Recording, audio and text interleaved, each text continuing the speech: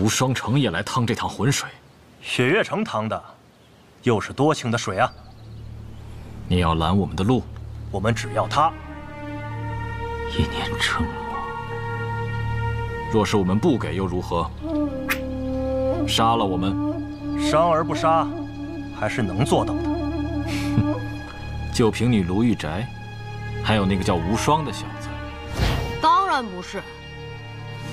就凭我无双一人，你这小家伙，口气也太大了吧？有什么问题吗？你既然没什么问题，那我就开始打了。早点打完，我还急着回无双城呢。人说，啊，御剑术。星霜。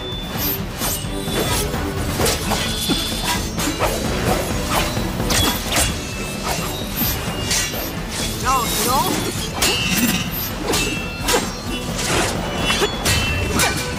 玉如意，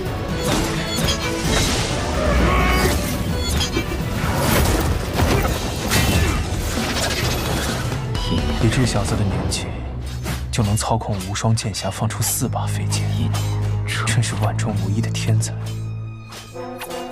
你怎么了？一念成魔，一念成佛，一念成魔。风萧，哼！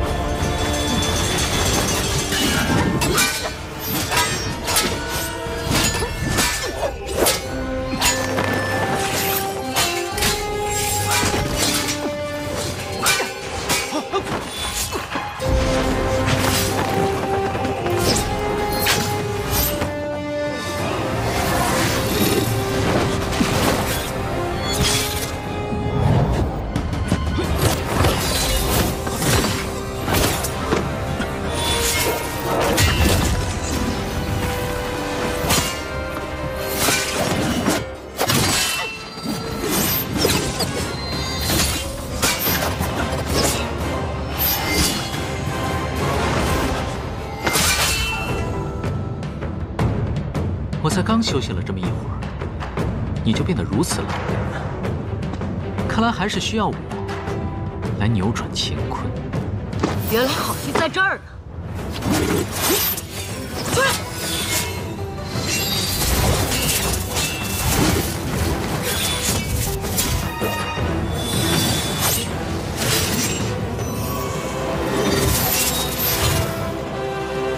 小子，这无仙不是被废去了一身神通吗？他这感情都是骗那个老家伙的。他这次用的功夫不一样。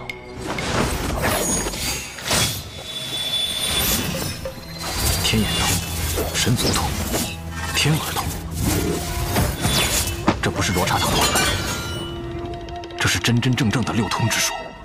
难道这就是师傅说的一念乾坤？废去了一身秘术，反而习得了六通之术。恭喜师弟。这样也好，只要有点意思，才能打下去。你要如何有意思？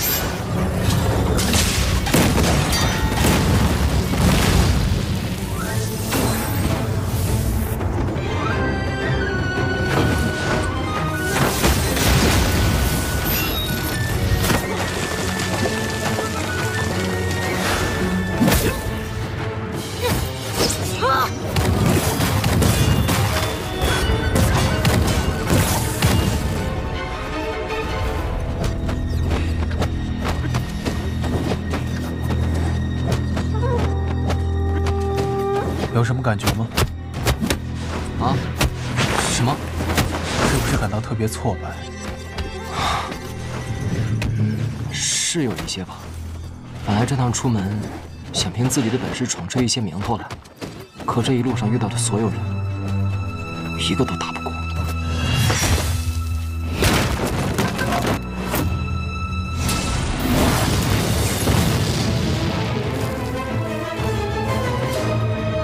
你可还记得第一次对阵明侯越姬的时候，你说过什么话吗？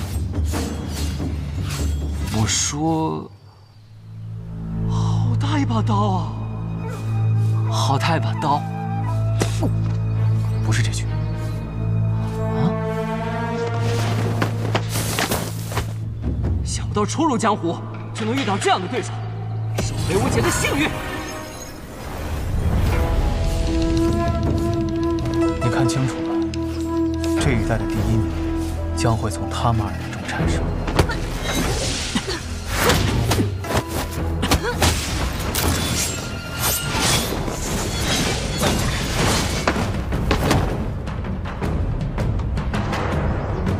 御剑之术，大开眼界；六通之术，自有奥妙。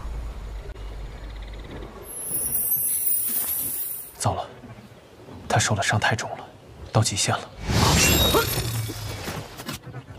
没想到啊，挡住了风雪剑沈清舟，挡住了九龙门的本相阵，却最终还是要死了吗？不剑！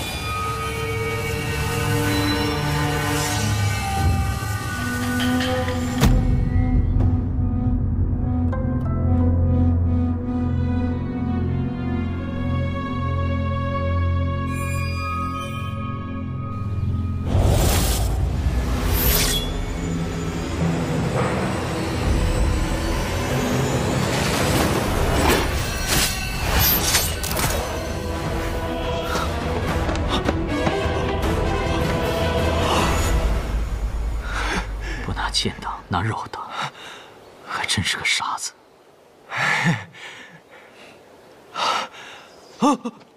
起来吧。的确是傻，不过这份情谊值得敬佩。你叫什么名字？江南霹雳堂雷家雷无节。江南霹雳堂我知道，可雷无节好像没什么名气啊。以后你便会知道了。好。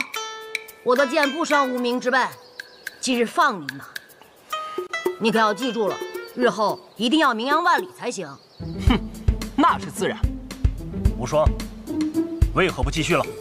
已然尽兴，便不想打了。大家一起上，把那小子给我带回去。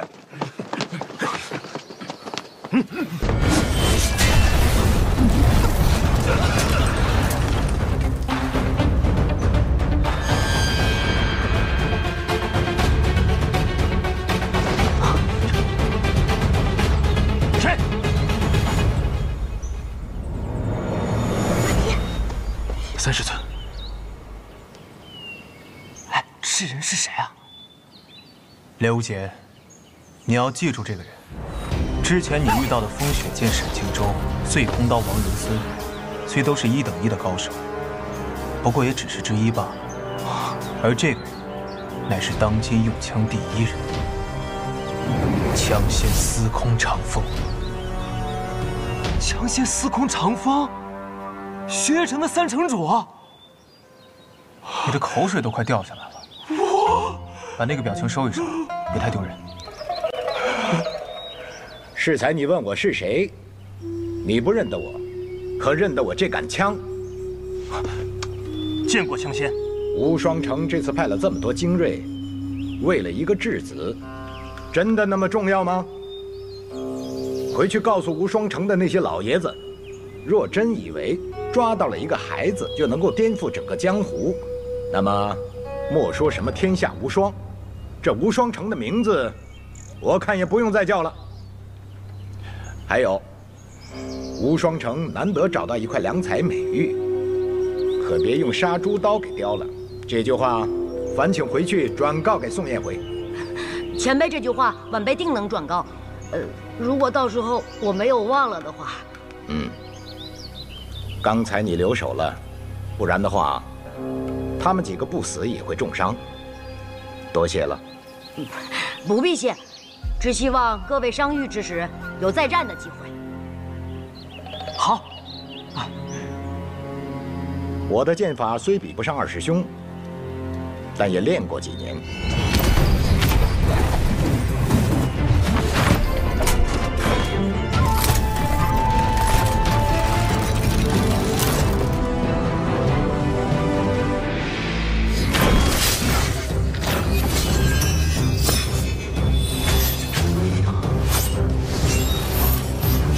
这是怎么可能？枪仙这个仙字可真不是白叫的。无双剑匣13剑，果然只有修炼到仙仙才能完全操控。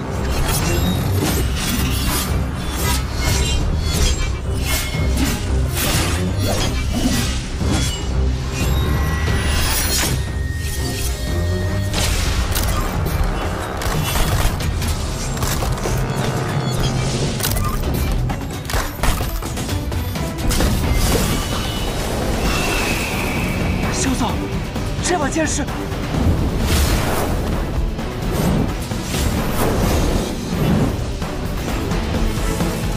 天下10大名剑第2，大鱼朱雀。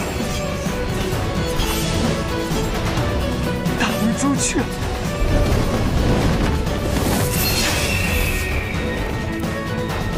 哇！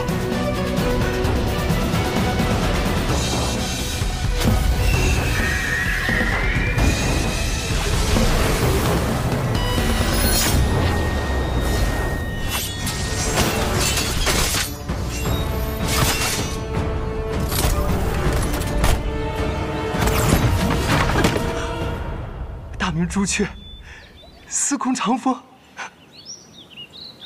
大明朱雀，司空长风。还魂了？御剑、御枪，道理总是一样。我只不过用我的内力强行操控了无双剑匣。若要明白其中的道理，还要靠你自己。多谢枪仙指教。走吧。走，师兄。3世尊，唐莲，你这次辛苦了。阿爹，千洛，你这次可真是太……阿爹啊！你能不能先下来说话？我们仰着头说话好累的。哦，哦哦。阿爹，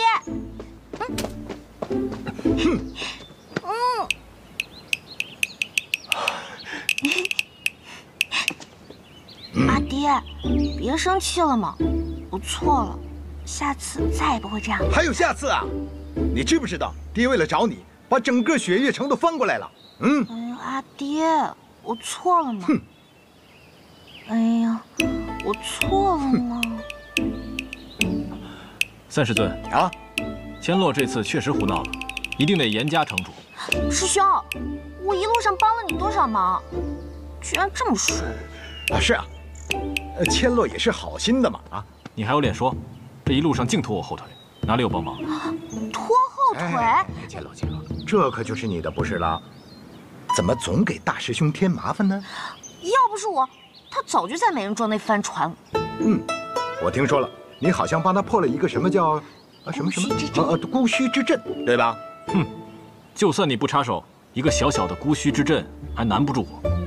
小莲这话说的也没错，以小莲的武功，在咱们雪月城也是年轻一代之中的翘楚了。我看你啊，是气我坏了你跟那个天女蕊的2人世界了。你，好了，消消气儿啊。天女蕊，天女蕊是谁呀？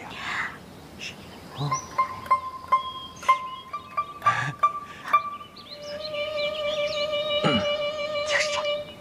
哦，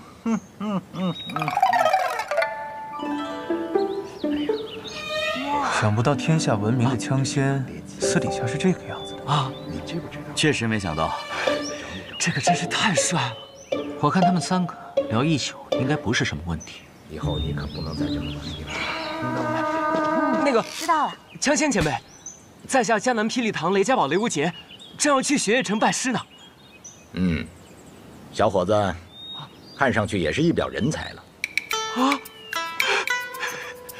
别在这丢人了。他说我长得精神呢。在下无禅，这位是我的师弟吴昕。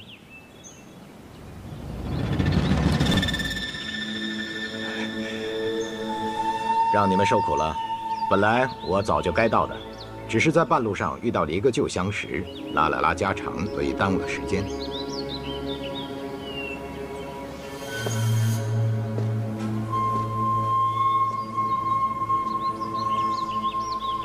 自费一身功力，也非常人所能做到，难怪忘忧这么看重你。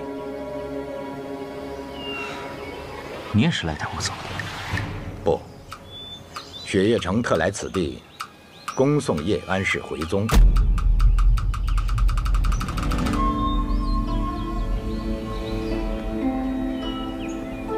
我想回寒水寺。雪月城特来此地，恭送叶安氏回宗。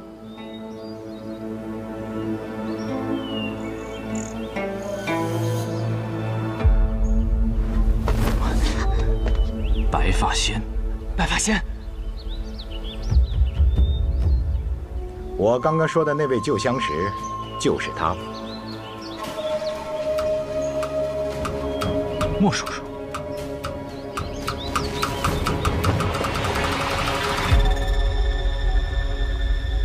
哼，一见我就跑不说，还下那么重的手。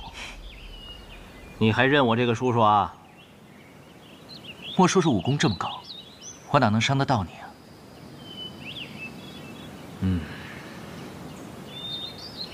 人我就带走了，雪月城不会后悔。还是那句话，雪月城不怕魔教，不怕天外天，更何况一个区区少年。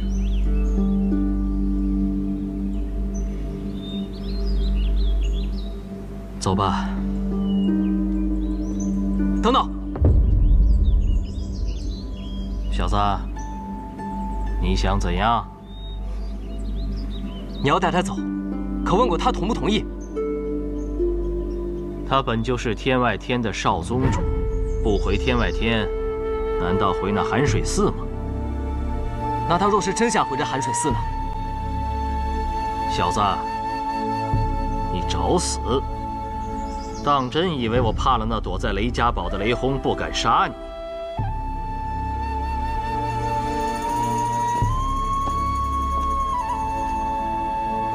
吴昕，你真的要走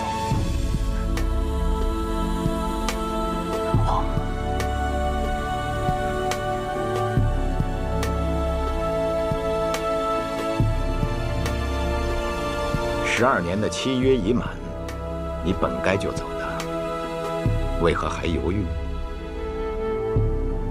锁山河之约为期12年，那期间他是质子。如今12年期限已过，天地偌大，他想去哪儿就去哪儿。说的没错，吴昕，你一句话，大不了我们再打一架。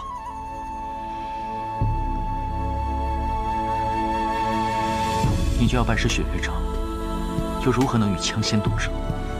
师门是师门，公道是公道，兄弟是兄弟。萧瑟，你说是不是？他说的没错。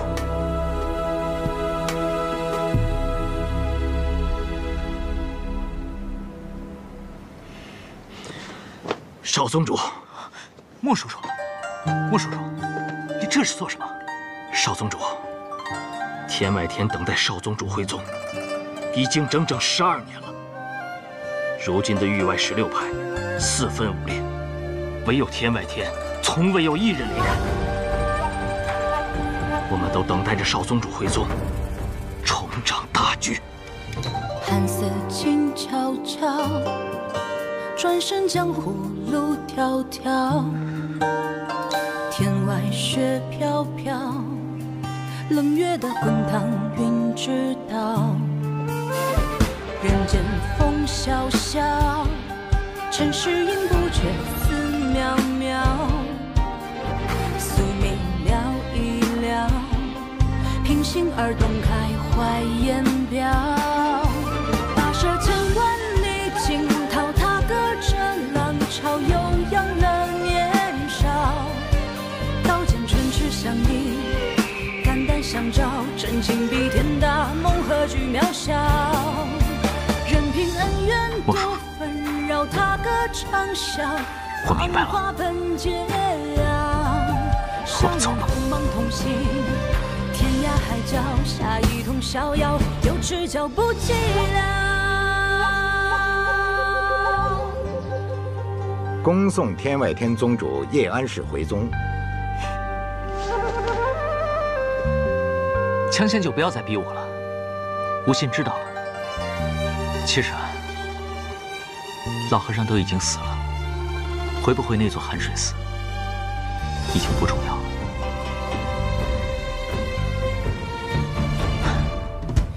不过老和尚说的对，我的家是那方外之景，天外之天。你可以回寒水寺，但不是现在。师兄，我走了。师弟，不管你是不是天外天的宗主，寒水寺永远都是你的家。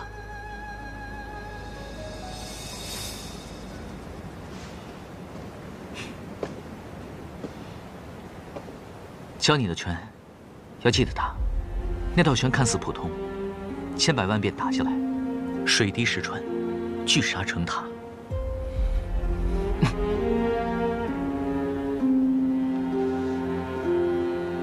至于我教你的，我希望你永远都用不到它。我早就忘了，忘了就好。无心，你若不想走，我给你想办法。我知道你有办法，但人生在世，说是无情，又有谁能真的无情呢？此境不可避免，我去了却一些旧缘。了了之后呢？再之后，重回江湖，与你们结伴而行。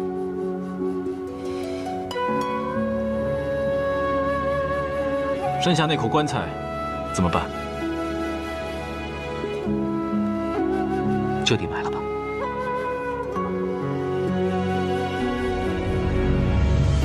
我欲乘风向北行，雪落轩辕大陆行。我欲借船向东游，绰约仙子迎风流。我欲踏云千万里，庙堂龙吟奈我何？昆仑之巅暮日光，沧海绝境见青山。长风万里雁归来，不见天涯人不回。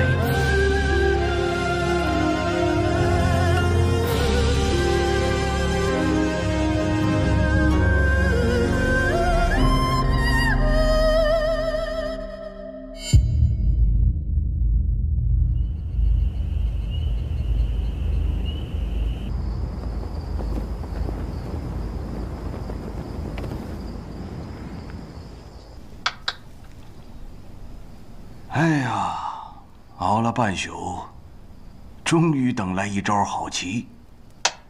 嗯？嘿呀，你这一夜纵横四杀，不留余地呀！姑呢，不得不提起万分的精力，让自己输得不要太难堪呐！哈哈。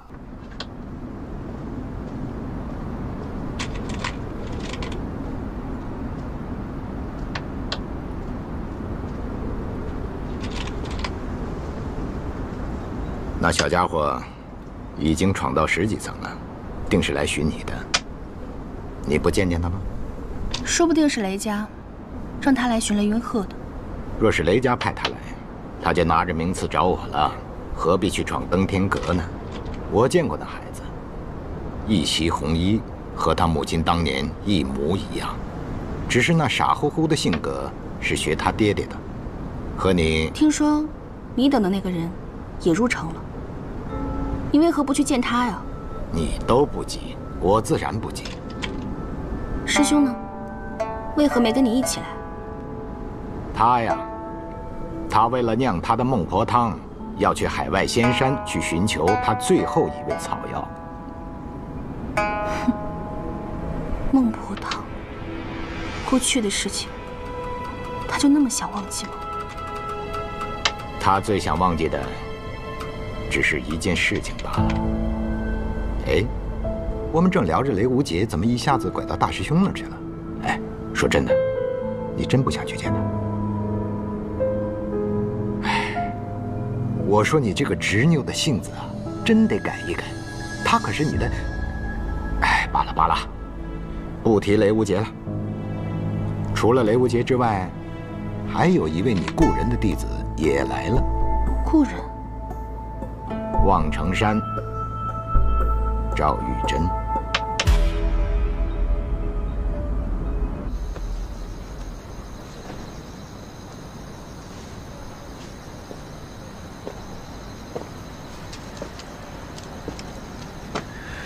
他的火灼之术已经突破了第3重境界。他若是要自己达到这重境界，至少需要3年。而如今，他仅用了3杯酒。唐莲不会无缘无故让雷无节休息。我猜这也是你的意思。你就是雪月城大城主，酒仙百里东君。以这小子的资质，最多到14层，15层那位他打不过他。15层的应该是守阁长老，雪月城的长老。有什么好猜的？明天不就知道了？也对。这酒馆送给你了，我先走了。前辈要去哪儿？寻酒坊。前辈能酿出风花雪月这样的绝品，还需要什么酒坊？孟婆汤。孟婆汤。只需喝上1碗，你就会忘记所有发生过的事。等醒了，就是新的人生，多好！可惜我一直酿不出来。如果我酿出来，你也一定想喝上一杯的吧？萧楚，我叫萧瑟，只是一名客栈的老板。哈，那我也不是百里东君，是一家酒肆的老板。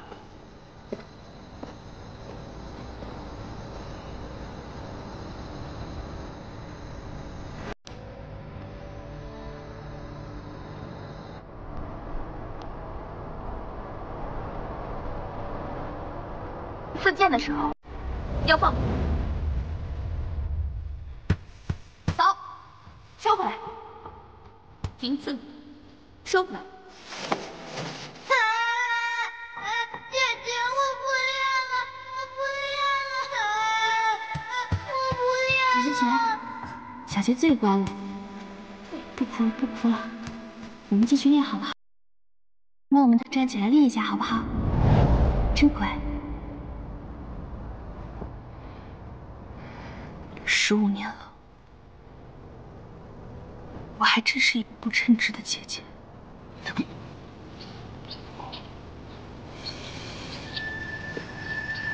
小兰，萧子，哎，那老板人呢？走了，寻酒坊去了。寻酒坊？他到底是什么人啊？你管那么多干嘛？人家助你连开3门火灼之术，你只需要记得他是一个高人，也是一个好人就够了。哎，说得对，走，闯登天阁去。哎，吃个早饭再去吧。哎，也对，吃饱了才有力气嘛。走走走，走走走，吃早饭去。马上就要分道扬镳了，最后一顿早餐我请你。萧瑟，你这话说的就有点惆怅了。一点都不惆怅，只是这一趟回去又是那么遥远的路程，仔细想想，竟然只是为了800两。你又来了，又来了！我去瞪哥去了。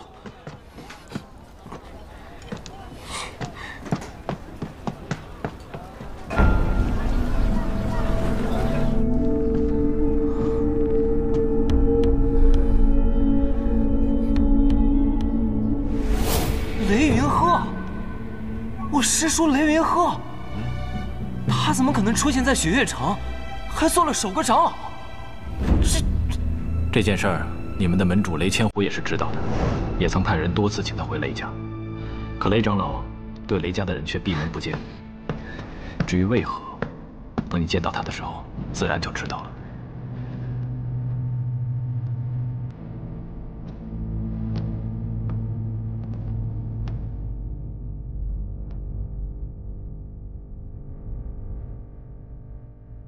师叔，你身后背的，想必就是那把纱布剑吧？你是雷轰的弟子。晚辈雷无节，见过师叔。是雷轰让你来找我的，你回去告诉他，别白费力气了。师叔，我来这雪月城，不是来找您的。你是专程来气我的吗？不是。明白了，你是来见那个人的。好。哎，还望师叔成全。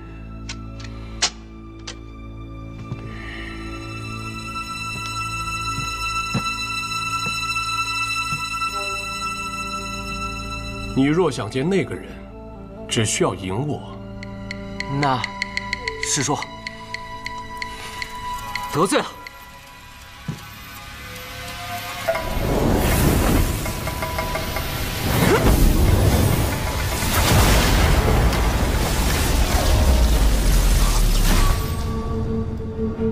凭你这火灼之术，是过不了我这15层的。拔剑吧，让我见识一下雷轰当年不惜违背祖训，修了什么样的剑术。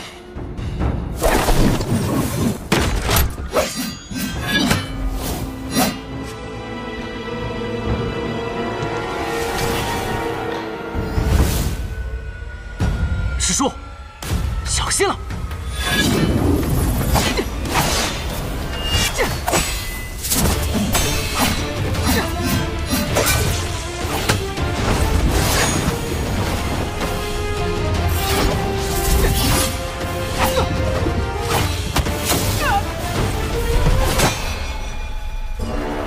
星雷尺，你输了，下阁去吧。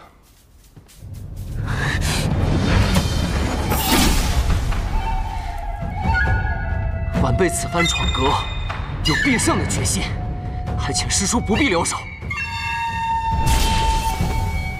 请。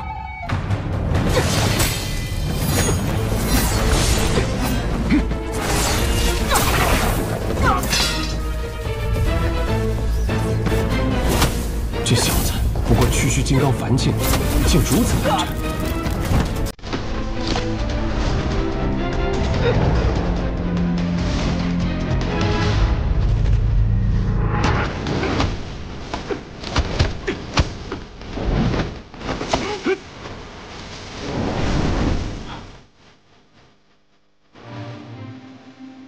峰哥，你知道冠军榜吗？没有铜牌那个。将来的冠军榜上得有我雷云鹤的名字，我雷轰的名字一定排在之前。看着吧，我一定名扬天下。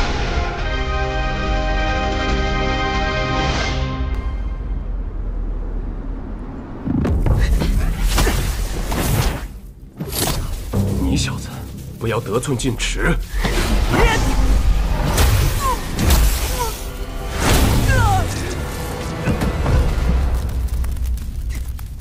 或许你在这一辈雷门年轻人当中确实是天才，可是入了江湖，有的是能顷刻间取你性命的存在，不要太自大了。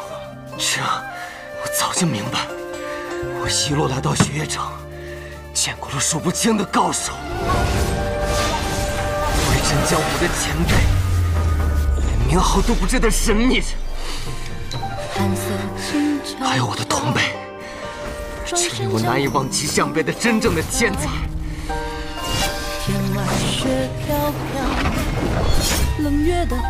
我雷无极就是一路败到这里来的，但是我输得起。我相信，只要我还活着，总有一天我会赢回来的。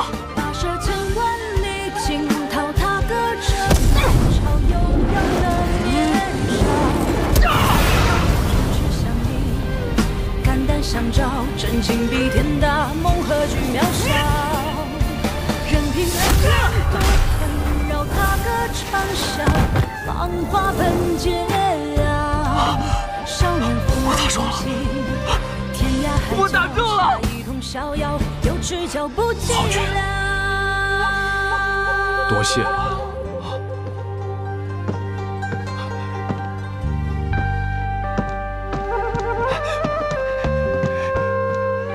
师叔，你看我刚才那算是……躲开一点。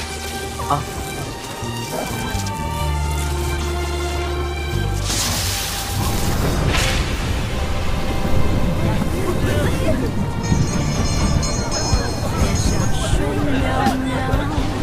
心声随境遇轻渺渺，襄阳在旁，心如莲不染与你潮。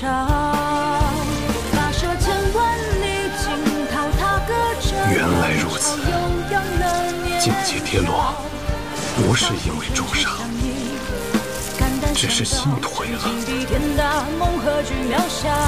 让我也回想起那股少年之气，让我回想起那股力量吧。我以9天惊雷撼乾坤，一指破空，9万里。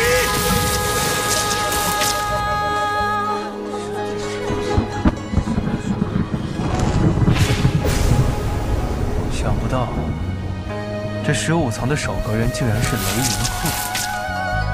雷云鹤，他居然还活着！小师叔，雷云鹤很有名吗？怎么没听师门长辈提起过他？你们望城山的人自然是不愿意提起的。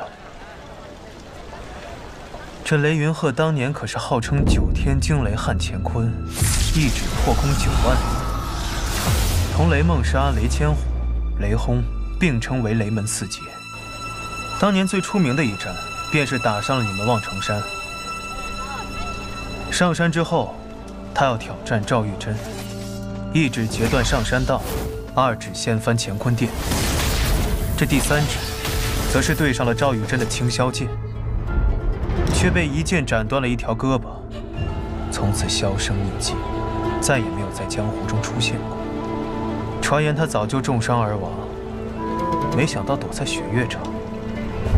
不过以他的武功，在雪月城当守阁长老，就算是剑仙要登阁也不容易啊。雷长老当年重伤，虽然保住了性命，可是武功境界却是一落千丈，如今只有自在地境的实力了。原来如此，不过看他现在的样子，应该是恢复了吧？若是恢复了，那你这好兄弟可就完蛋了。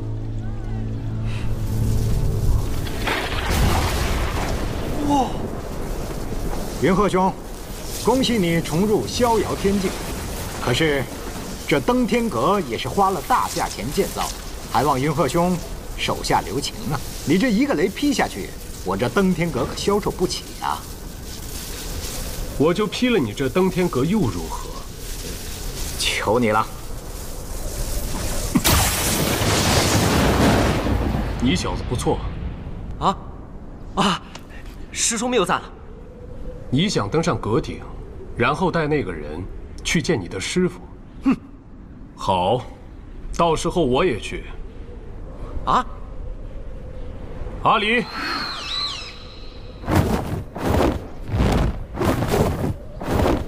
云鹤兄，如今你功力尽复，可是要回雷家了？没脸回去啊！怎么又是这句话？自己丢的脸，总得自己拾起来。再说回家的事，我曾一指破苍山，我曾二指断乾坤，我的3指却没能破去那青霄剑，还丢了一只胳膊。如今我重回逍遥天境，再去见见那青霄剑如何？你打算去望城山？阿离，我们走。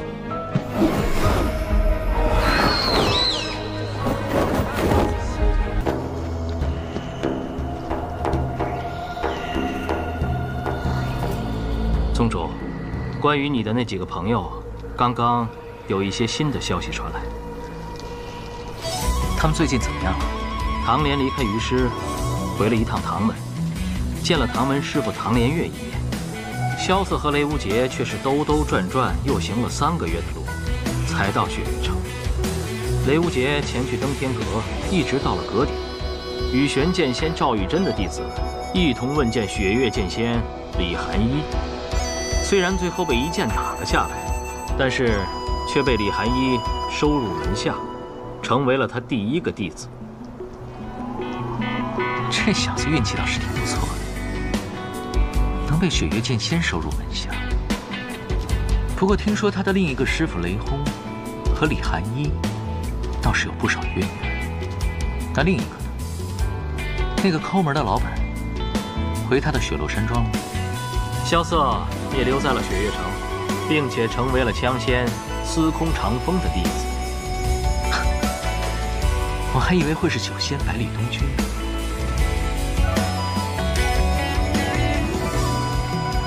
我那几个朋友，想必很快就会名震江湖。真是期待再相逢的那一天。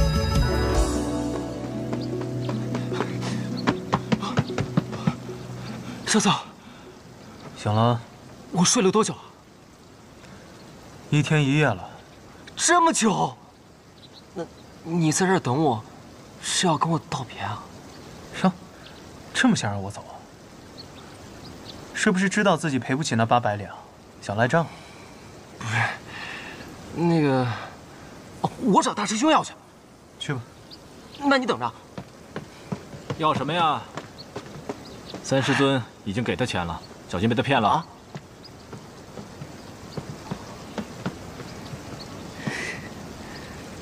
大师兄，这一句大师兄算是叫得名正言顺了。哎，对了，给你介绍一下，坐在你旁边的这位呢，是你的3师弟。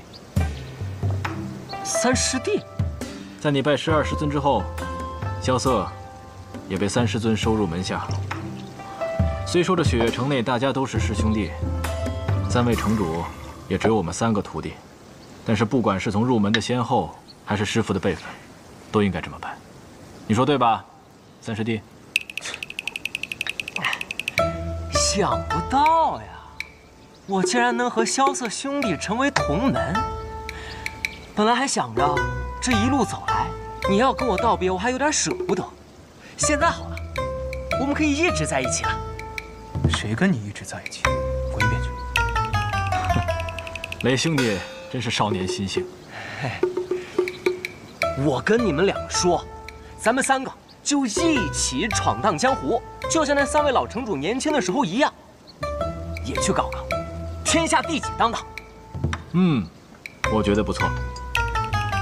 我说雷无杰，李寒一让你第2日就去寻他，我看这第2日天都快暗下了。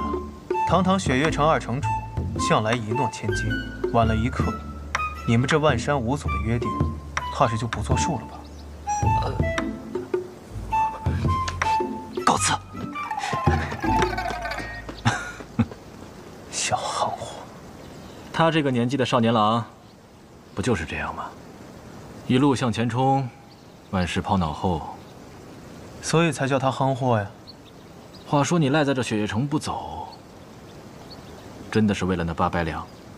错了，是800万里。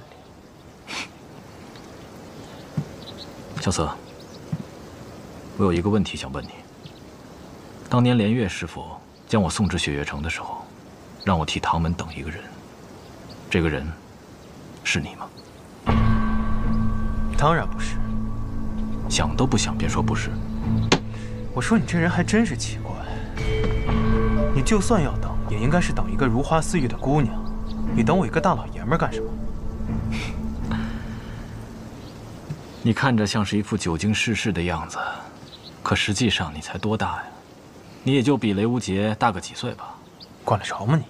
我不管你，有的人管。这话说得好。3师尊。看来今天我这小院贵客挺多呀。萧瑟，见到3师尊还不赶紧行礼？哎，无妨无妨。我虽想收你为徒，可你并未同意。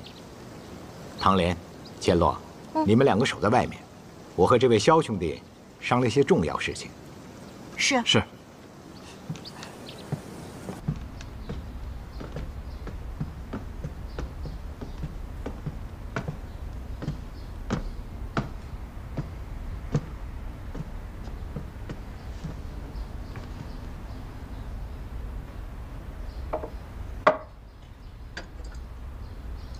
我发现，你似乎并不喜欢我。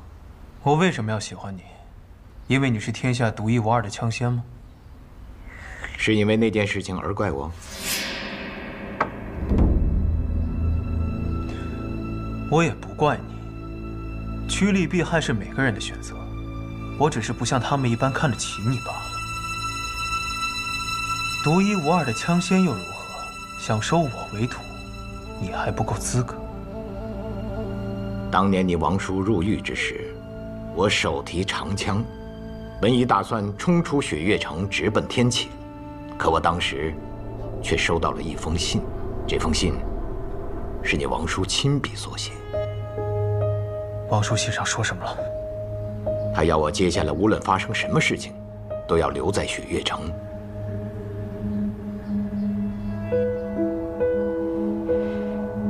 你确定是王叔亲笔所书？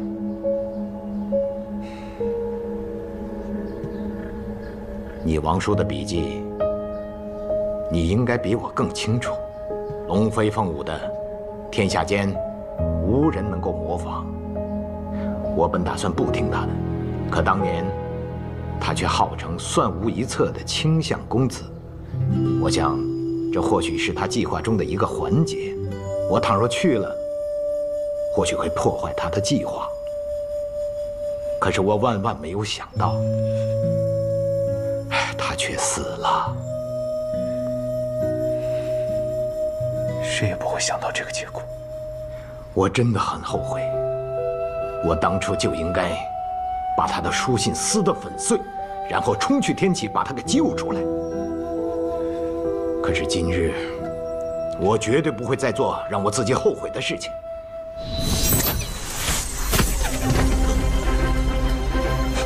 做什么？哎，千洛，放心，3师尊一定不会为难萧瑟的。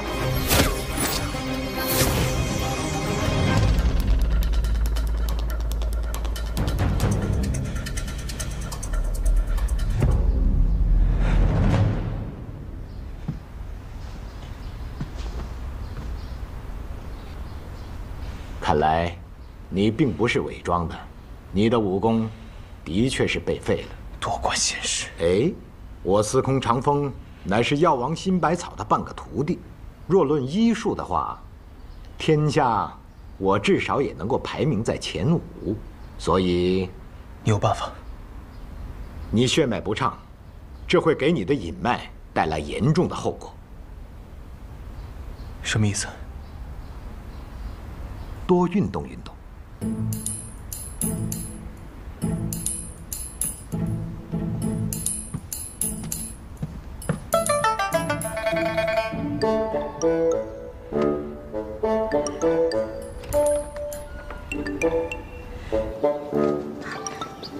阿爹，你没有揍他吧？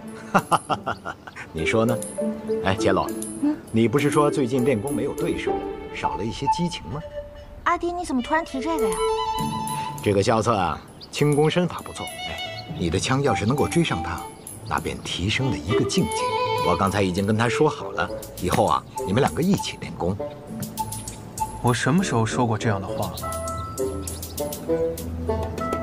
千洛谨遵父亲之命。嗯。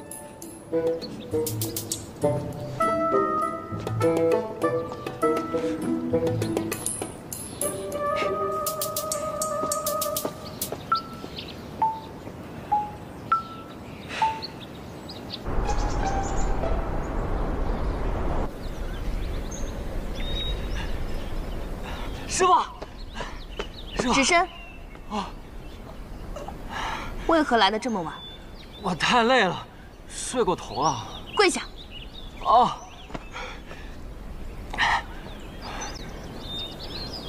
还真是个傻子，还不快行拜师礼？哦，弟子雷无节，拜见师傅。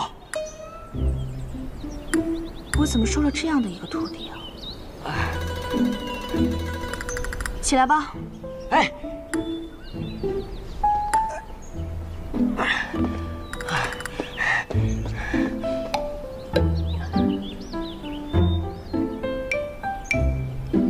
雷无节，弟子在。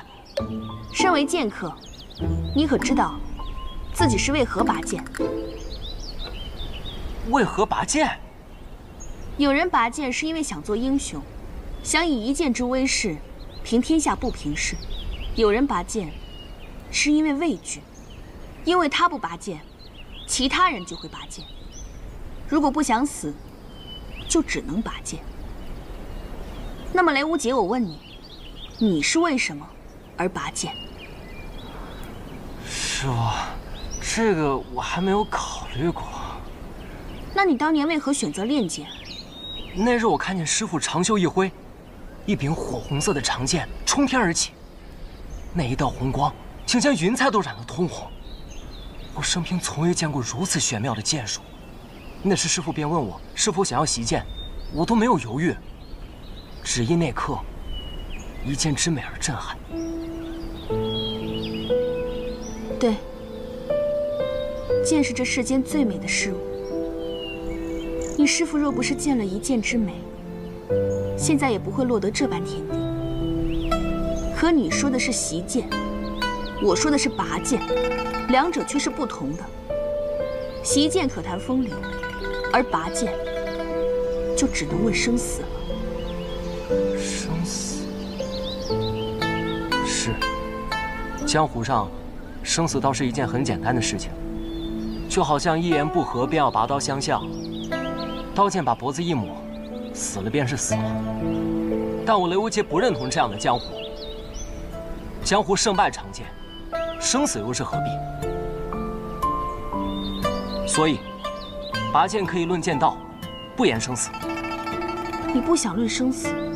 可如果别人对你拔剑，想要你死，那么你就这样去赴死吗？那我就……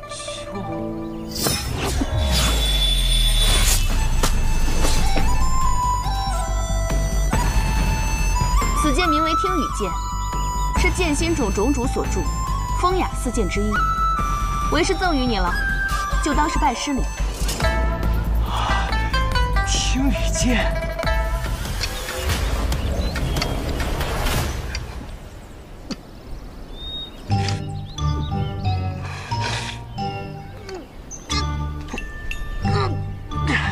师傅，这剑肯定有问题。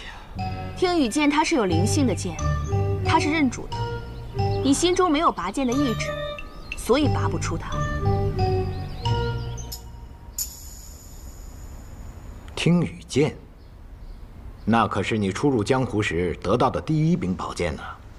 看来你对你这个徒弟，还真是舍得呀。可是我这几日，不论怎么逼他，他都拔不出那柄剑。你是不是特别希望他在跟你对决的时候拔出剑来？生死一刻，长剑怒出，这是最好的方式了。哎，怕就怕人不是为了自己拔剑，而是为了别人拔剑。不提这些了。你最近重拾医术了吗？看这些经络图做什么？我也收了一个徒弟，他阴脉受损，用不出武功了。这般严重？唉，是啊。我写了一封信给谢轩，看看他那边有没有什么合适的法子。哼，那个臭书生。哎，他要是真来的话，你可千万不能找他比武哦。你徒弟拔不出剑来，你不好好教他，怎么让他跑下山了呢？是我放他下山的，我想让他好好的悟一悟这拔剑的真谛。剑姬，我的听剑怎么了？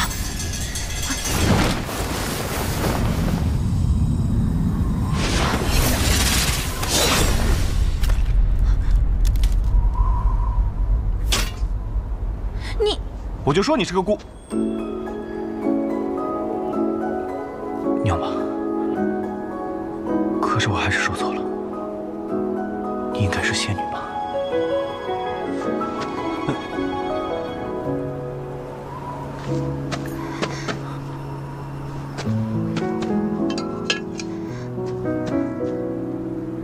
？3月之后，我再来问剑。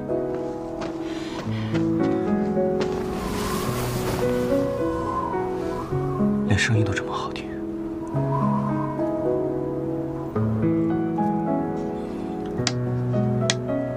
从今天起，就叫你桃花剑了。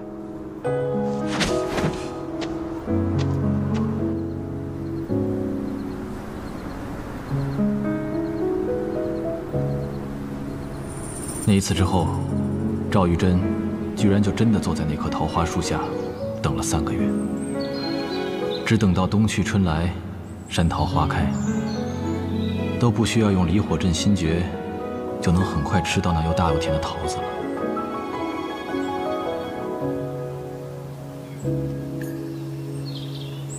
只是，那个说3个月之后会再来的人，却一直也没有再来。唉，师傅说，这漂亮的人都会骗人，果然是真的。还是等着吃桃子吧。傻小子，还等着吃桃子呢？你来迟了。为了寻这把剑，所以迟了7日。原来是名剑谱上的铁马冰河。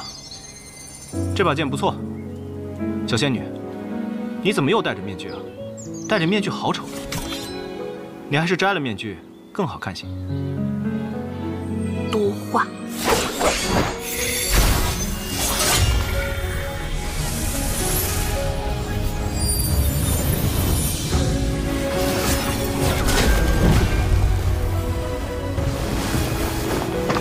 赵玉珍，你这是什么武功？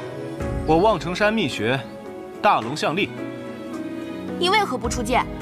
大龙象力乃我望城山最高秘学，比无量剑法只高不差。我不管，你出剑。你把那面具摘了，我就出剑。你。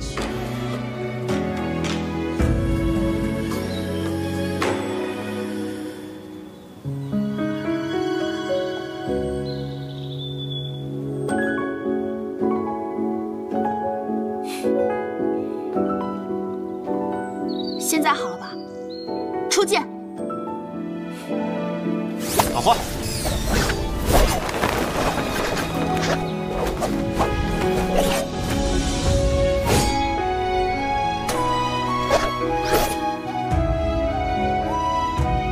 一成一败，谓之一劫。自天地之前，则有无量劫也。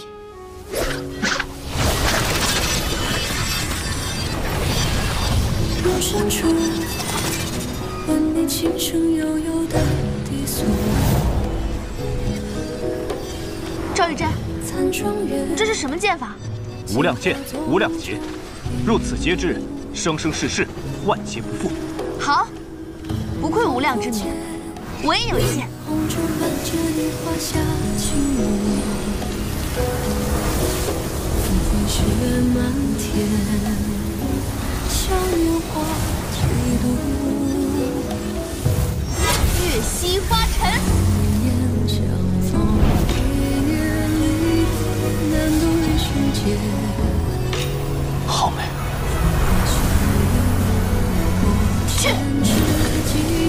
来得好，去。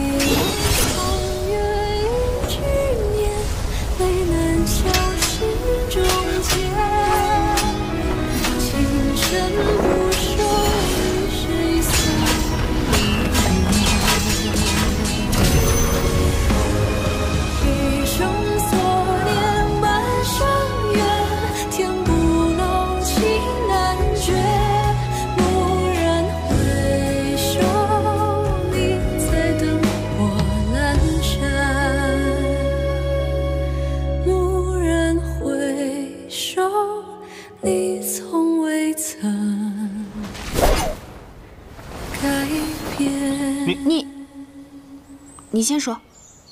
小仙女，你长得如此好看，为何总戴着面具遮着自己的脸呢？那你剑法如此高超，为何不敢下山一行？我师父说过，如果我下山的话，会死很多人的。我第3次来望城山的时候，你随我下山。啊？这，我得问一下掌教师叔。你师叔的剑法如何？现在在我之上，不过1年之后嘛，就不好说了。那我便1年后再来。他如果不答应，我便打得他答应。哎，拦了16年，终于还是坠了凡尘。这些都是师傅告诉我的。说到这里，师傅他就吃醉了。之后的事情嘛，二师尊似乎还上过一次望城山，就在你师叔雷云鹤拜山不久之后。具体的我就不太清楚了。不过你要想知道的话，可以直接去问二师尊。那我不太敢啊。哎，对了，我来这雪月城也有些时日了，为何一直没见到这大城主百里东君呢？你见过呀？我见过。我什么时候见过他？你不仅见过，还喝过他亲手酿的风花雪月。是他呀！下次再见到他，一定好好谢谢他。来，喝酒。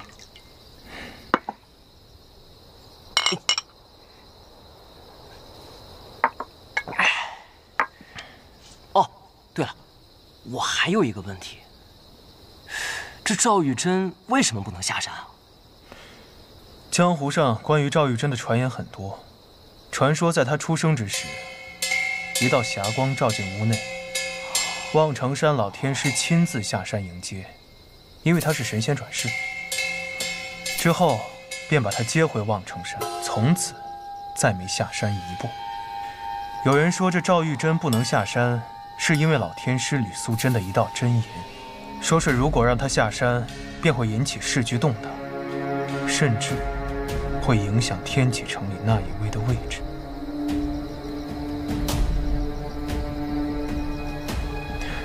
所以望城山外30里，一直驻扎着5000铁甲军，就是怕他下山。不过还有人说，赵玉珍身上聚集着望城山当代的5运和天运，所谓真言不过是杜撰。只是怕他一去不回罢了。那以他的本事，若真想下山，是不是没人能拦得住他？10年莫说是下山，赵玉珍连自己的小院都极少迈出。我猜他是在等一个人，如果这人不来，他可能会一直等下去。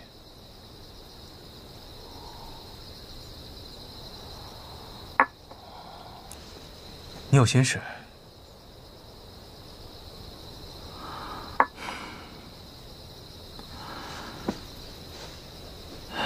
我出生在唐门，是唐门长老唐连月的弟子。原本以为会生在唐门，死在唐门，却忽然被送至这雪月城，拜天下闻名的九仙百里东君为师。连月师傅告诉我，让我在这里等一个人。我已经等了6年了。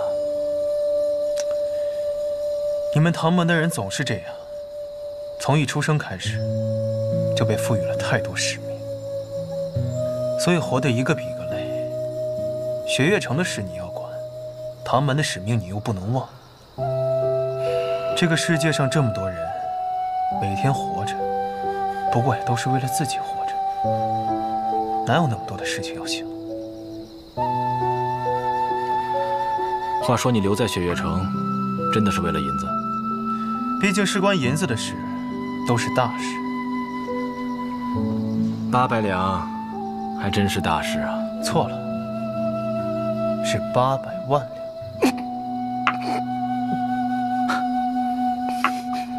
若你真有这么多银子，你想做什么呀？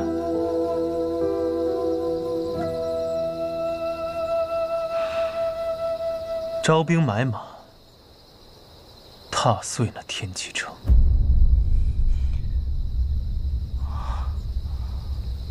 我陪你去。你陪我去干什么？你陪我来雪月城，我就陪你去天启城呗。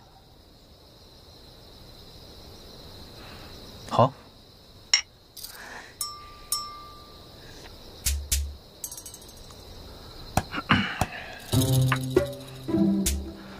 你真不是我要等的那个人。你个大老爷们儿等我干什么呀？怎么跟你大师兄说话呢？信不信我揍哭你？你也就欺负我不会武功吧？敢不敢比个别的？好，比什么？你是九仙的徒弟，咱们就比喝酒。好。那我去搬酒。来。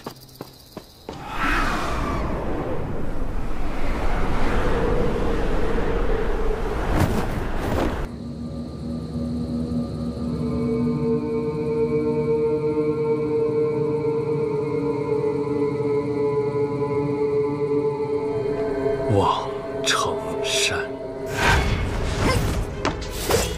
长老正在讨论是否要把你逐出雷家。随便他们，我要练剑，成为剑仙。我知道峰哥你性子倔，也不打算劝你，可你要告诉我，为何习剑？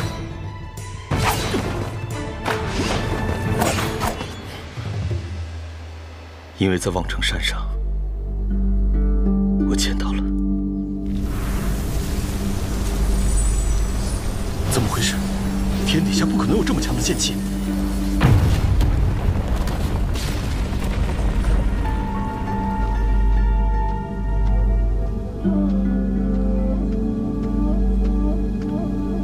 姑娘，刚才那一剑是你？是又怎样？啊，不怎么样。不是不怎么样。你不是。姑娘，我叫雷轰。那一剑之美，望城山。来者何人？胆敢闯上我们望城山？江南霹雳堂雷家雷云鹤前来拜山。赵玉珍，你给我滚出来！找死！惊雷指，给我破！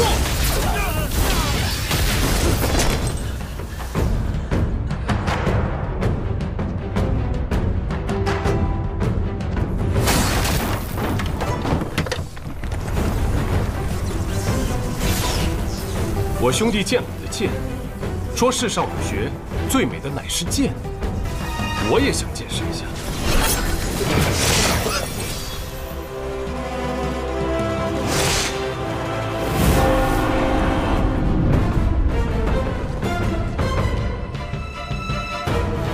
赵玉珍，我又来了。江南霹雳堂，雷家雷云鹤前来拜山。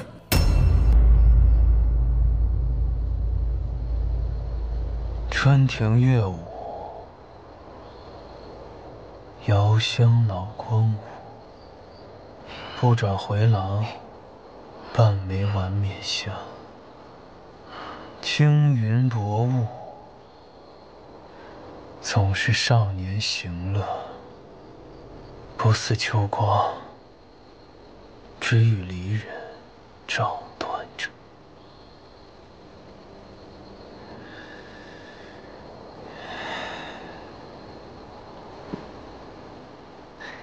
这真是最后一坛了。哎，看来是大师兄赢了。来，大师兄，大师兄，大师兄，真强啊！喝醉了都不躺下。哎呀，忘了问绿山姑娘的事儿了。师傅，你怎么从来不去参加百花大会啊？再美的花，看了10几年也就看厌了，有什么好看的？哦，对了，刚才那个人是不是就是读出个剑仙的谢轩啊？还真如传闻中一样，儒雅又霸气。哼，死书生。他还送了我本书，叫《晚来雪》，但他送给别人的书都挺特别的，我的那本好像听竹书轩就能买得到。你喜欢那个叫叶若依的女子？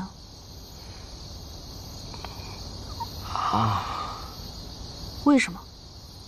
因为她长得好看。就这一个原因？好像也没有别的原因了。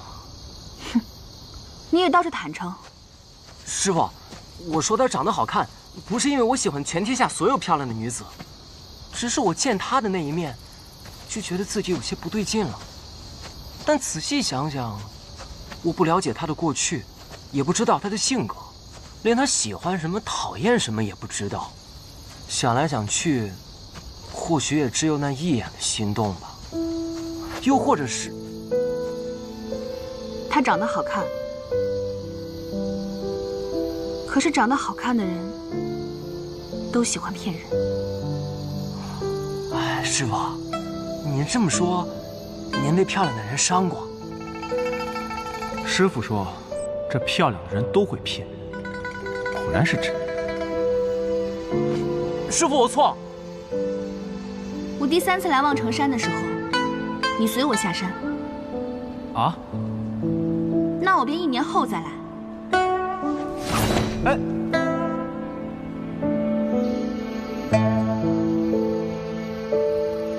2个月之后，我与你试剑；3年后，你便成为剑仙。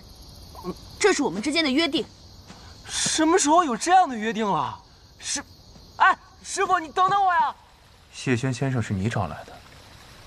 是的，我把你的事情告诉了他，他说他最近正在修习一门武功，能够对你有益，我便把他邀请到雪月城，把这门武功传授给你。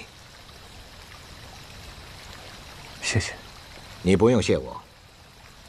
谢轩和你我的交情都很好，但是想要让他传授武功，仅凭这些交情是远远不够的。他的武功，只教他让他觉得能够配得上他的人。你刚刚抚琴的时候，他才做出了这个决定。看来此书真的有奇效，3言2语，你便看出了一些门道。真切流转，万法通行。谢轩先生给此功法命名为流转。看来谢轩没有骗我，他说你照此功法修习3年，你的功力就可以慢慢恢复到从前的大半，再加上我的药理之术，就算胜过当年，也是指日可待。但是你要切记一点。什么？虽然他在书上没有提到，可是以你的聪明才智，你很快就会发现，流转之术不但可以帮助你慢慢的恢复功力，还可以帮助你短暂恢复到最强的力量。但是如果你这样做了，便会前功尽弃，甚至还会有性命危险。短暂的恢复到鼎盛时期吗？ 3年的时间，其实并不长。确实，我在那客栈都待了不只有3年了。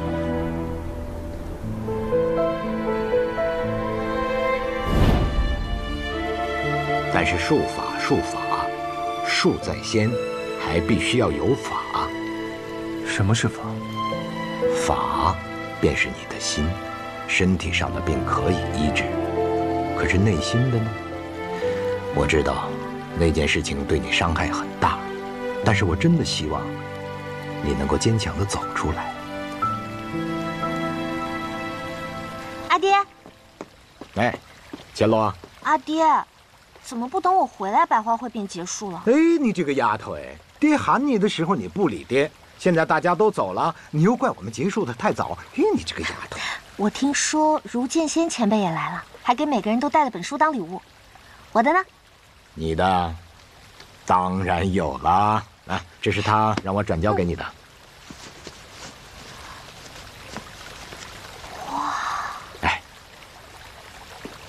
这丫头啊，怪我传授给她的枪法太过刚猛，所以就缠着我要。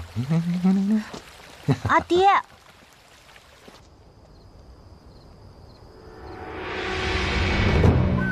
颜回，这些年你做得很好。大长老，还请有话直说。这些年，无双城从没落到重新崛起，全靠颜回你的操持。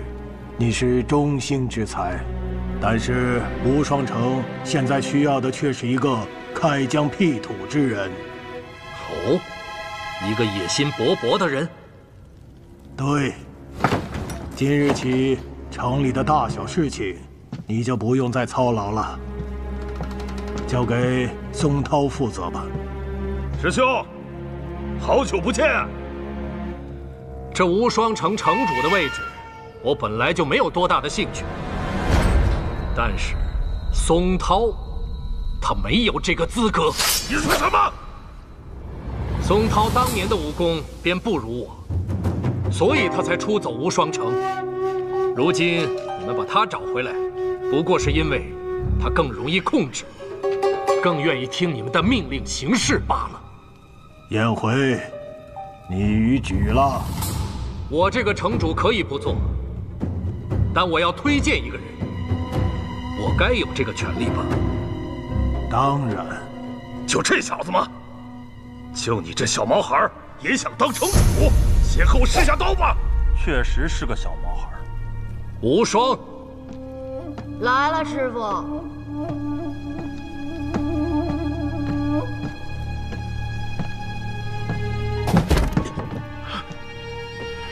无双剑侠，就是你这个小屁孩！大叔，你哪位啊？叶松涛。哦，好像也没什么名气呀。你就是没什么名气，这回你没记错。无双。下面你就和你的师叔比试一场吧。倘若你赢了，你便就是无双城的城主了。好了，知道了。那就比吧。你站在那里，我们怎么比？哼，没见过世面。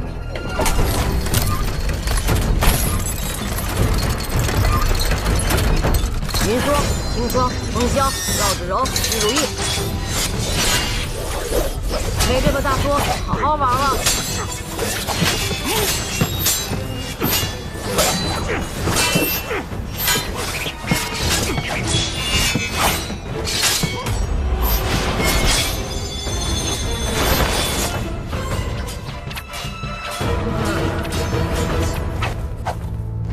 杀伤。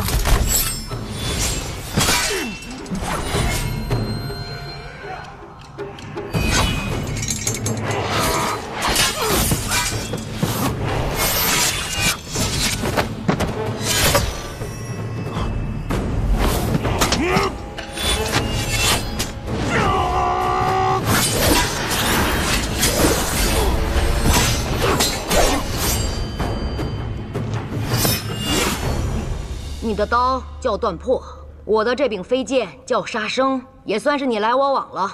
是断魂，不是断破。哦，是叶松子的断魂刀。是叶松涛。想吃松子了。燕回，你有一个好徒弟，竟能同时控制6柄飞剑，这样的天资，无双城100年来也未曾见着了。但是，你剑指师门长辈，太不敬了。不敬？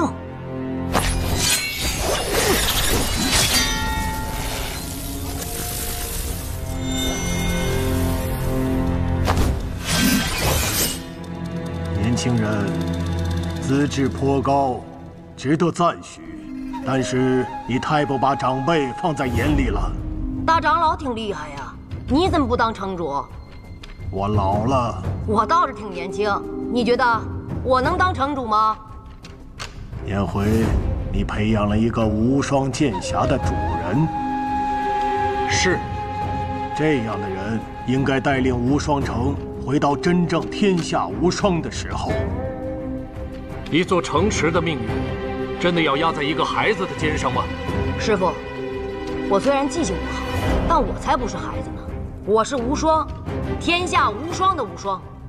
从我叫这个名字的时候，我是不是就注定要坐这个位置了？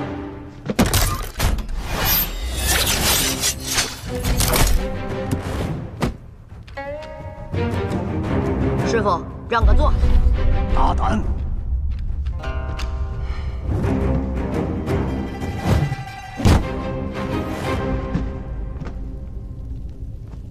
就算你是无双剑侠的主人，没有我们吴老的认同，这个位置你也坐不上。我还就坐上来了，怎样啊？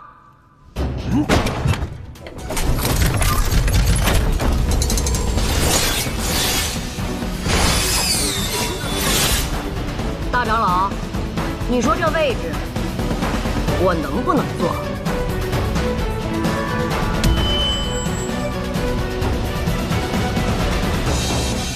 参见城主。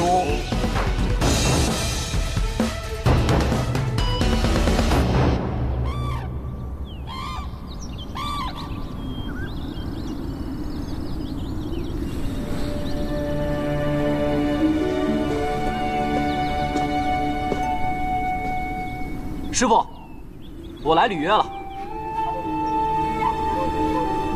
我有3件，请君试之。好。第一件，雪月剑仙所传，月溪花尘。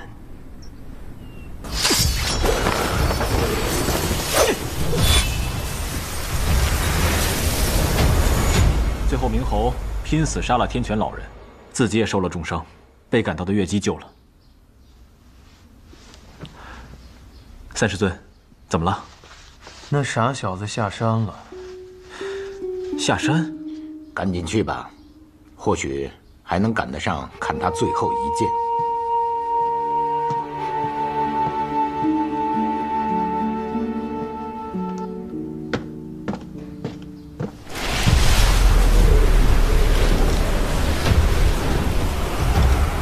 很好，雷轰在你这个年纪，剑术不如你。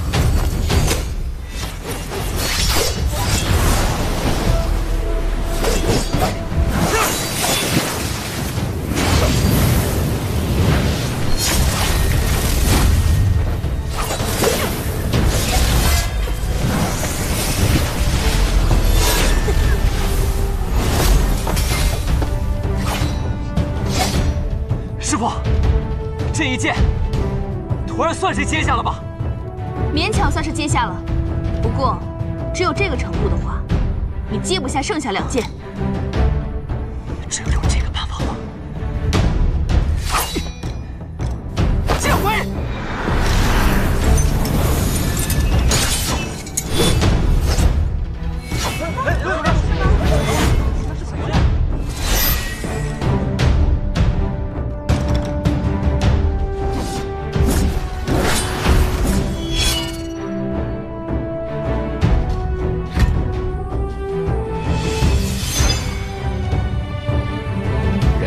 相通，能到这个地步，你们的这个师弟啊，若自在地境了。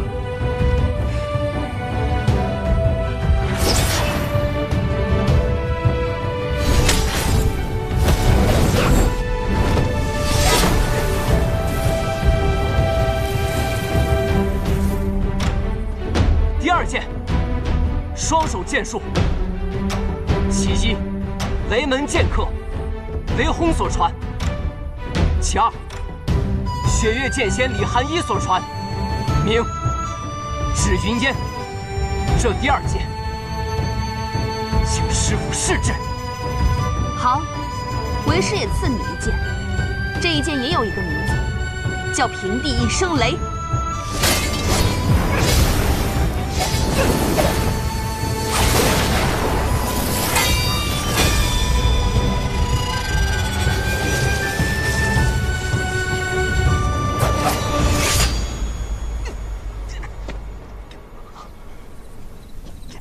接得不错，不过你这双手剑，应该是原本准备的第3剑吧？要是没有更强的剑，那么今日的事件就……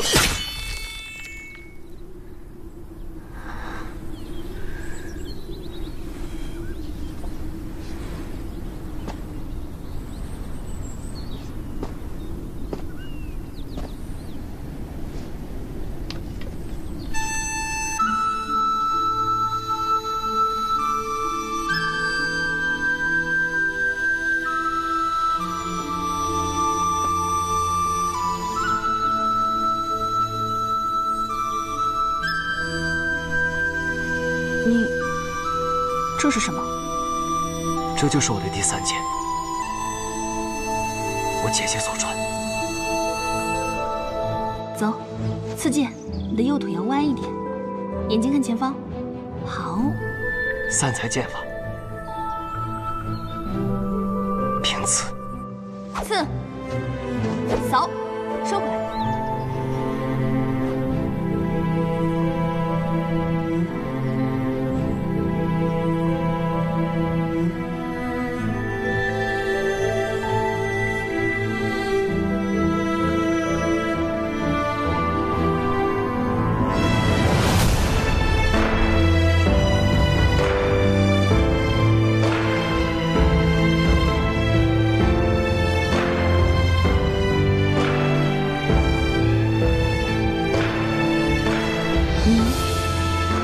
早就知道了，谢谢。还是那么爱哭。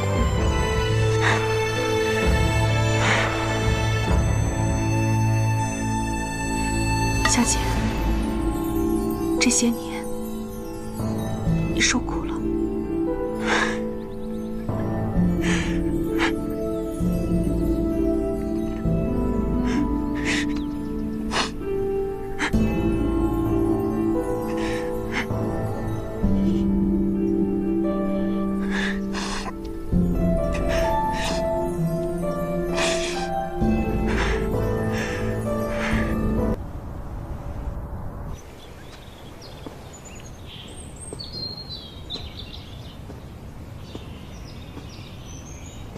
儿臣参见父皇。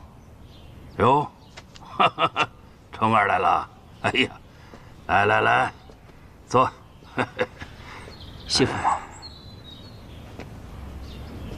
哎呀，虫儿，你是故众多的皇子中最为稳重的一个，啊，喝茶。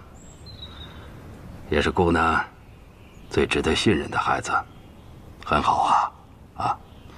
只是你的眼疾一直让父皇放心不下。最近太医院找到什么办法了吗？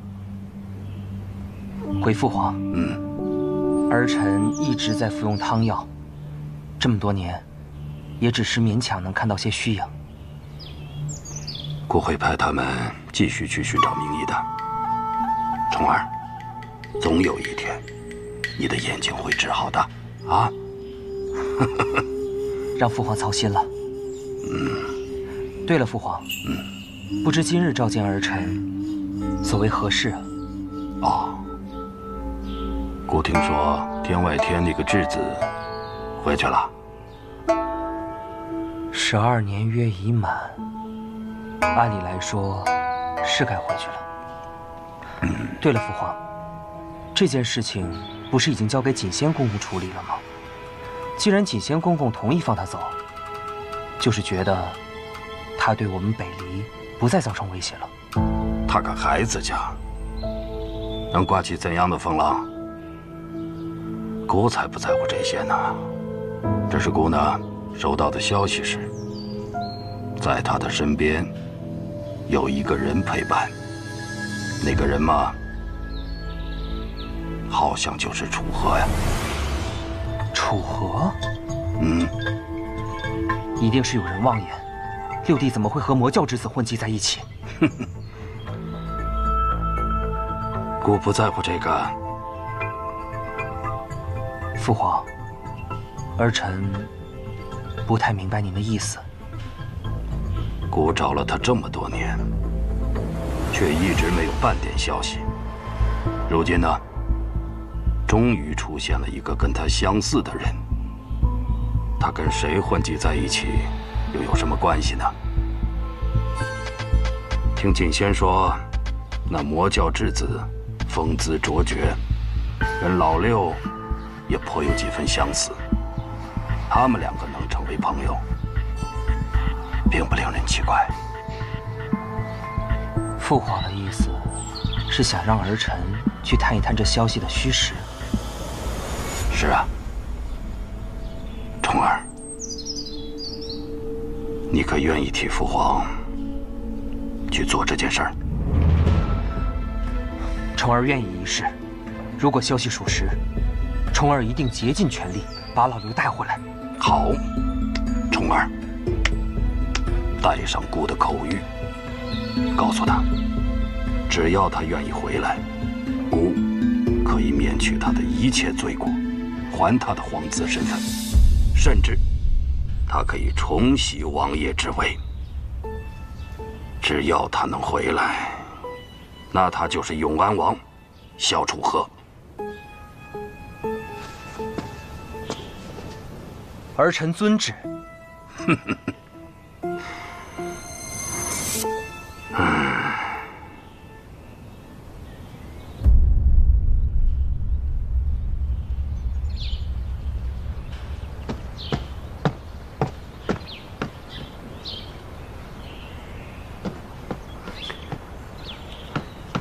嘿，你怎么一点反应都没有啊？这才过了1日，你怎么又逃下来了？自从我接了我姐3剑之后，便不用在苍山上继续练剑了。我姐说，只要我每日花几个时辰专心练剑，剩下的时间可以在雪月城自由安排。嘿嘿。摘下了师傅的面具后，相认了姐弟的身份，倒是变得宠溺起来了。看来这天底下的姐姐都是一个样子，雪月剑仙也不能免俗。哎，你怎么对雪月剑仙是瓦解这件事情一点都不感到惊讶呢？这有什么好惊讶的？你是雷门的人，李寒衣是雷梦莎的女儿，你们本就是血亲，只是关系亲疏的问题罢了。传闻新剑传人李新月是江湖4大美人之一，且极为聪慧，怎么就有你这样的傻儿子呢？哎，那不是还有我爹吗？哎，我爹雷梦莎怎么样啊？战场之上身披银甲，脚踏神驹，是个鬼神般的人物。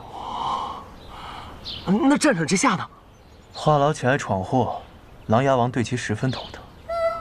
哦，我就是我爹，不对，我随我爹，我姐随我娘亲。所以你来找我到底有什么事？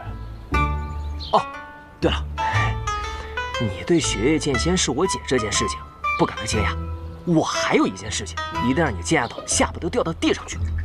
是吗？萧老板，我天下白小，能让我惊讶的事可没几件。千落师姐要嫁人了，哎，你看，是不是很惊讶？从哪儿听来的小道消息？那自然是听我姐说的呀。所以千落最近忙着找夫婿，哪来的夫婿啊？他最近抓紧练武呢。刘姐，我有点不太习惯我们现在的对话方式啊，总感觉你我的身份好像反了。以前那个平时一问三不知的人，不应该是你吗？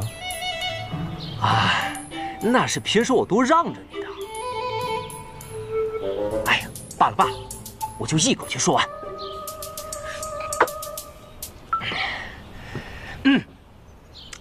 这事儿就要从3年前开始说起了。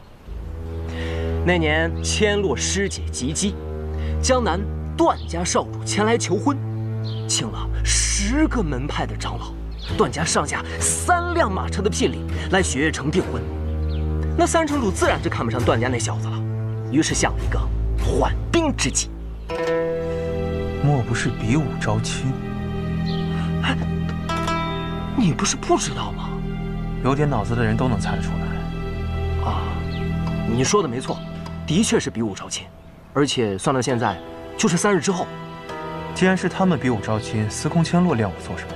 唉，那是因为千落师姐又加了一条规矩，说那人必须还得打得过她才行。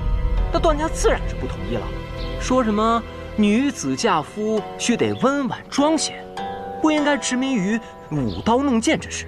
于是呢，这条规矩就做了一些变更。若是雪月城的弟子拔得头筹，就还得过师姐这一关。明白了，这司空千落压根就不想嫁，他是让雪月城弟子先赢下来，他再上去把人给打下。没错，就是这样。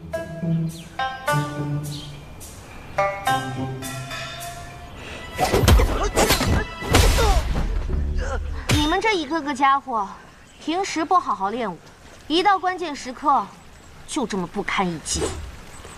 千落师姐不仅自己勤学苦练，还帮其他弟子训练呢。击败那个姓段的没什么难的，我那天看到他出手了。他最后一道暗器虽然将唐莲逼入绝境，但其实是因为唐莲不愿出手生其性命，故意放手。哦，若论实力，唐莲远在他之上。我怎么听见有人在夸我呀？哎，大师兄。我只是阐述事实罢了。哎，既然你们大小姐遇到了大问题，你这个做大师兄的，是不是该出手相助一下？我不能出手。为什么？若我出手，最后就剩下我跟千落一战。以雪月城的威严和千落的性格，众目睽睽之下，我自然不能像登天阁放水雷无节一样放水千落。再说了，这么多年，我跟千落早已如兄妹一般，总不能真的让我娶了她吧？哼，哪那么多理由？我看你就是怕参加比武大会，被天女蕊知道了，破坏你们俩的感情呗。你再乱说，我可揍你啊！我相信大师兄是真心的。还是雷师弟懂我。相信什么呀？对天女蕊是真心的。我看你小子也欠揍了。哎，我不说。不对，我不能去，雷无节你可以去。那我不行。为什么？那我说实话，要是若依姑娘知道了，她以为我中意的是千落师姐，到时候我解释不清了。那你想多了，人家叶姑娘根本不会在意的。万一呢？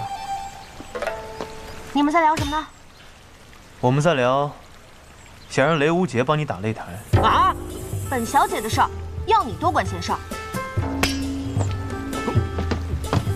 千落，千落。我忽然有个想法，雷无节。大师兄，看到此情此景，就连我都很难不产生这个想法。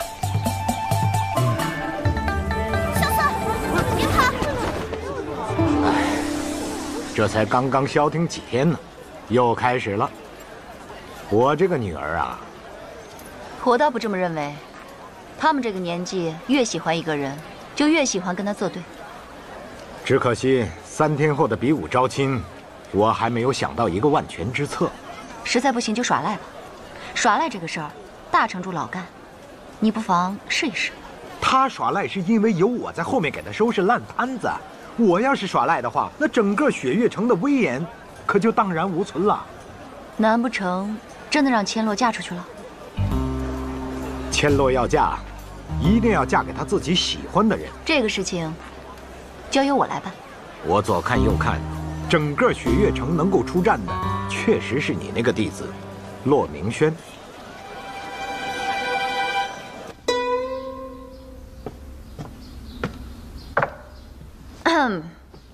哎，师傅，你怎么突然来登天阁了？我来看看我的好徒儿有没有好好习武啊。放心吧，师傅。最近呢，我一直在研究这个仙人六伯，越看越有几分门道了。相信我，总有一天，我一定能悟出其中剑法的奥妙。你别看那些人一个个现在威风凛凛的，等我成了剑仙，定给师傅你争光。现在就有替我争光的机会，去不去？师傅，你该不会让我替千洛师姐打擂台吧？我可不喜欢她，她那杆枪那么厉害，我想想都害怕。怕什么呀？女孩嘛，就是嫁了人以后才会变得温柔。以前千洛的娘亲是很厉害的，千里奔袭，追到司空长风以后，一脚就把她从马上踹下去了。可是后来呢，还不是雪月城最温柔、最美丽的女人？那我还是觉得师傅你更美一些。就你胡诌！你入城拜师的时候，千洛娘亲已经走了，你根本就没有见到她。说吧，为什么不愿意打这擂台？我已经有心仪的姑娘了。心仪的姑娘？我怎么不知道？好啊，你个骆明轩，有心仪的姑娘第一时间不告诉你师傅我？师傅，没有师傅。我心仪的姑娘，她又不心仪我。师傅，你别这么激动。快说，哪家姑娘？我帮你参谋参谋。哎呀，八字还没一撇呢，师傅，你别老问我了。哎，我还在练功呢。哎，你别打搅我。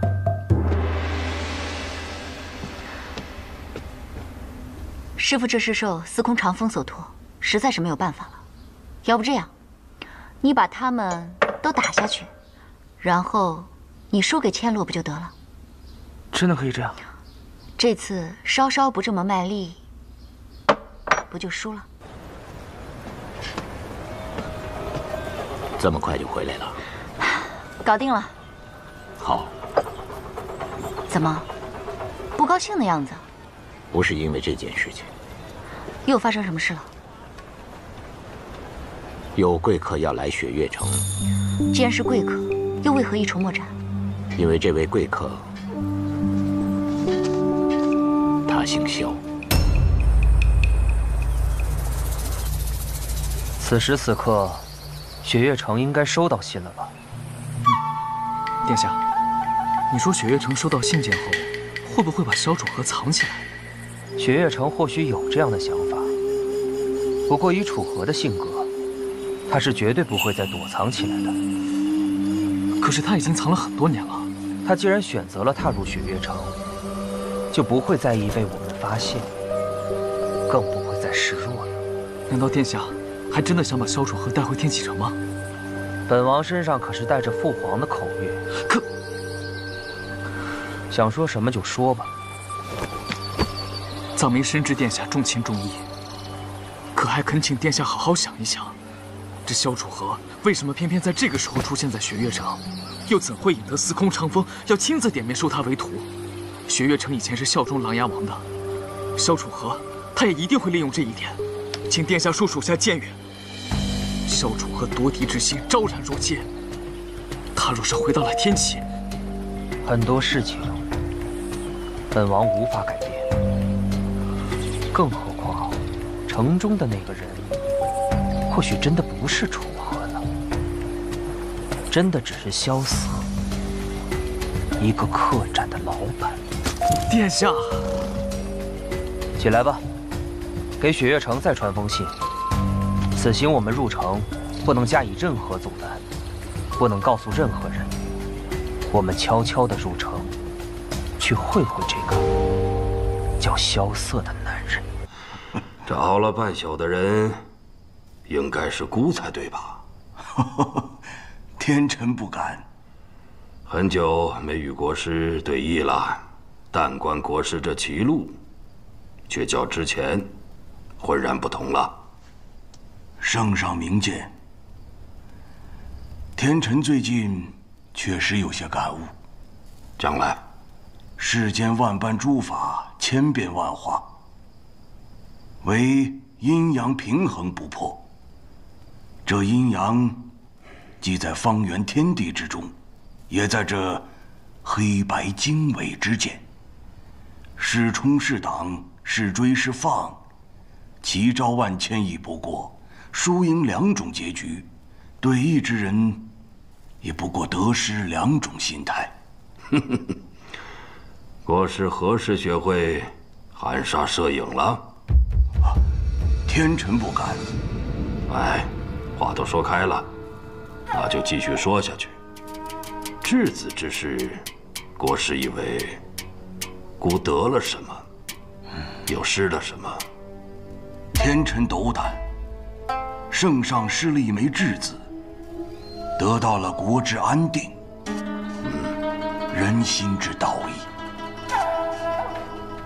看来国师也觉得此事现在这是最好的结果了。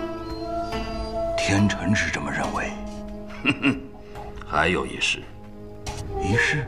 不，一人。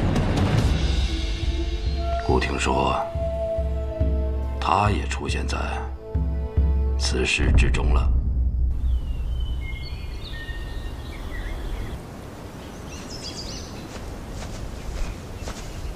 咱们这是要去哪儿啊？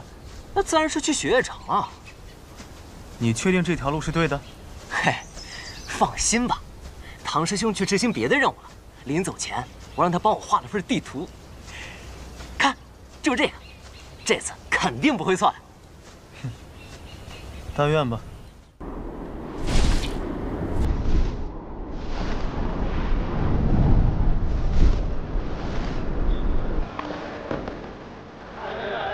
诸位，这下官风，上官花，苍山雪，洱海月，说的便是我们雪月城的四绝，风花雪月。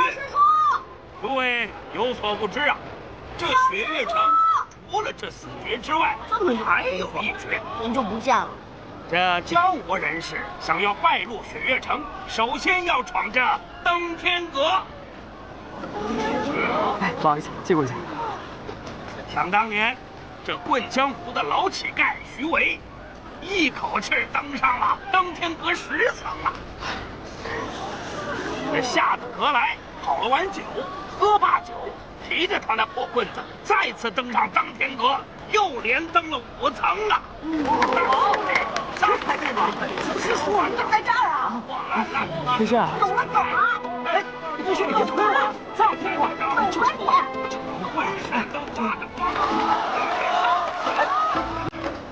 这么磨磨蹭蹭的，还想闯阁吗？我这刚听到兴头上的。不就是老乞儿闯登天阁，连上15层，最后被枪仙引满城风雨化作一枪给打下来的事吗？又不是没听过。那倒是。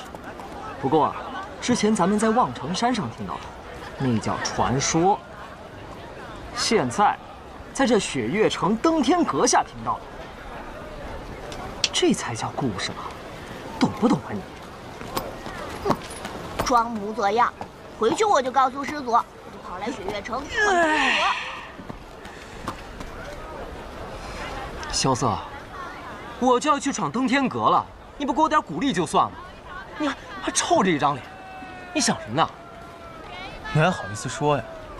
这次来雪月城走错3次，多走了1个多月，就为了那500两，要不然连本带利，算你800两。啊！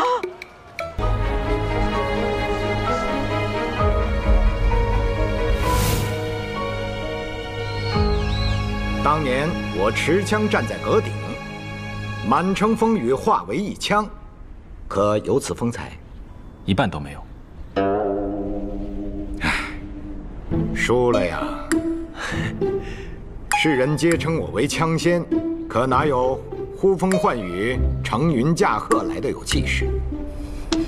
枪仙前辈，雷无节小兄弟，你这是要去阁顶吗？我雷无节此番前来雪月城，就是为了求见雪月剑仙李寒一，还望枪仙前辈成全。知道了。接着，可别一下子就被打下来啊！不会的。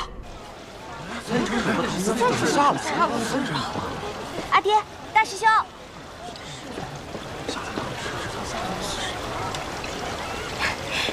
你们怎么下来了？雷无节那小子不是要上阁顶吗？他们是来找人的。闯登天阁找人？难道他们找的是？咱们就看着吧，会是一出好戏。雷家宝，雷轰座下弟子雷无节，问见雪月城，求见雪月剑仙李寒一。是。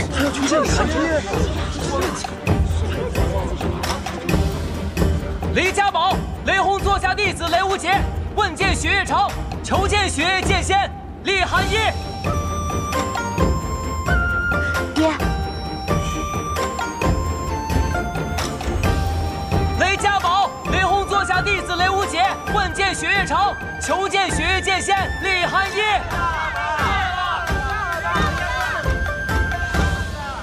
喊了半天，一个人影都没有。别喊了，可真是有些尴尬。不管了，好不容易闯到这阁顶，一定要见了他。雷家宝，喊什么喊？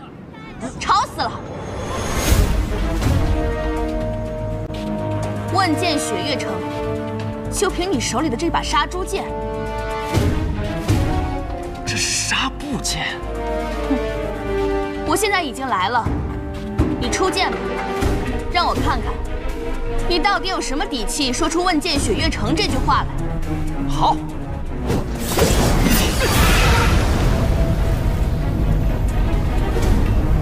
这种杂耍也拿出来丢人现眼。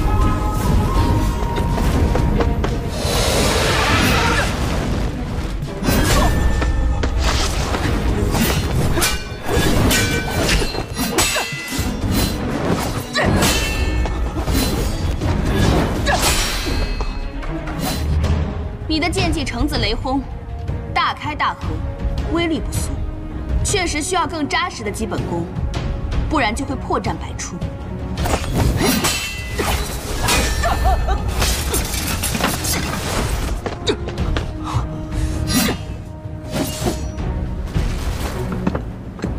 听说你学习了雷家的无方拳，还向天外天的少宗主学了另外一套拳术，再加上火灼术，2套拳法，1门秘术，你有多少心思可以放在席剑上？雷轰那个混蛋，就是这么教你的吗？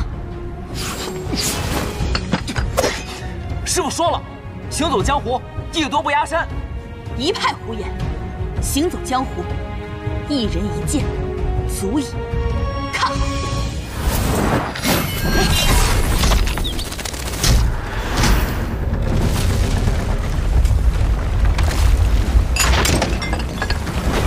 我的登天阁。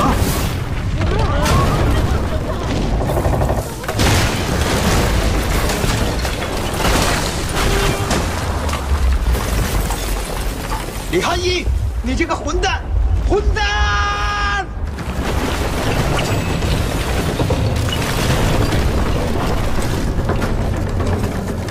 去。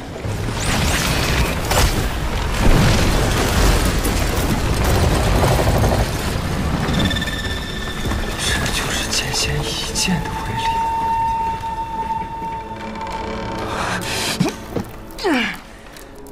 喂，你还好吧？还好。你是？我叫李凡松，也是来闯登天阁的。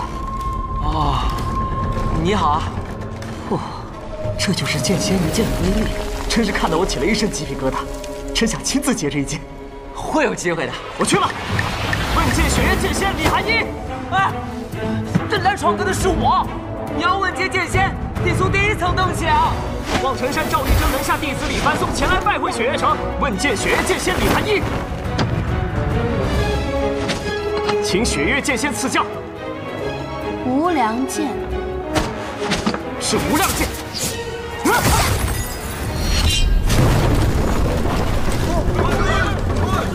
李汉一，我要跟你拼命！不要拦着我，李汉一，我的登天阁。去。李汉一，你陪我登天阁，我跟你拼了！我的登天阁呀，天了！李汉一，你给我等着，我跟你没完！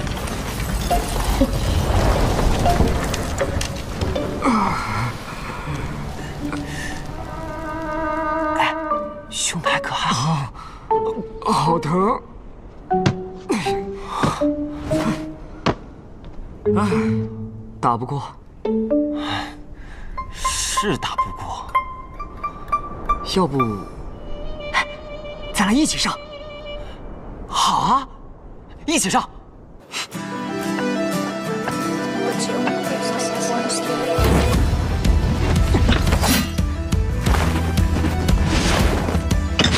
雷家堡雷轰座下弟子雷无极前来问剑雪月城，赵玉珍座下弟子李凡松也来问剑雪月城。他有过这世间的情节，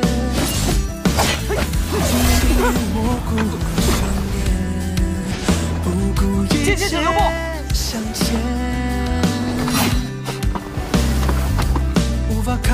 无极还有一剑，请剑仙试之。樊松亦有一剑，请剑仙试之。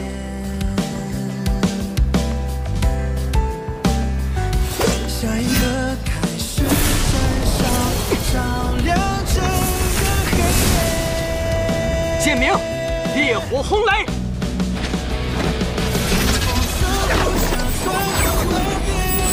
剑名：无量天罡。我也有一件。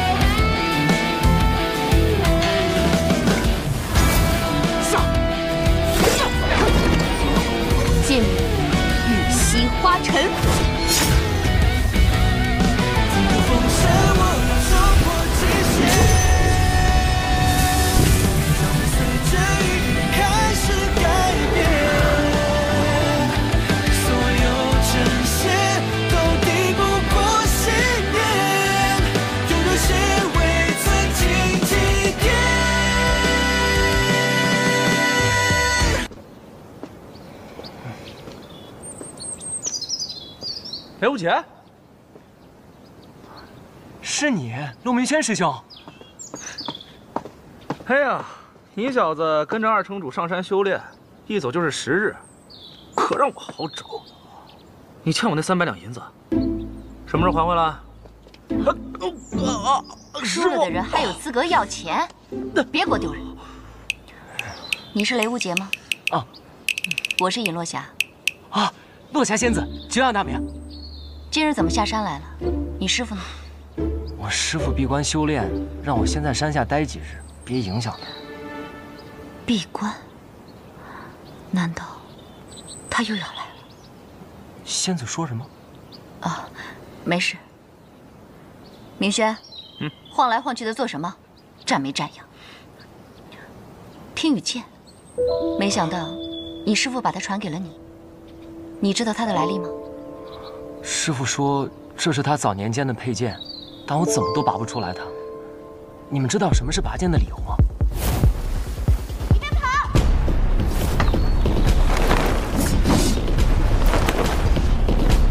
嚯，你是比一直快。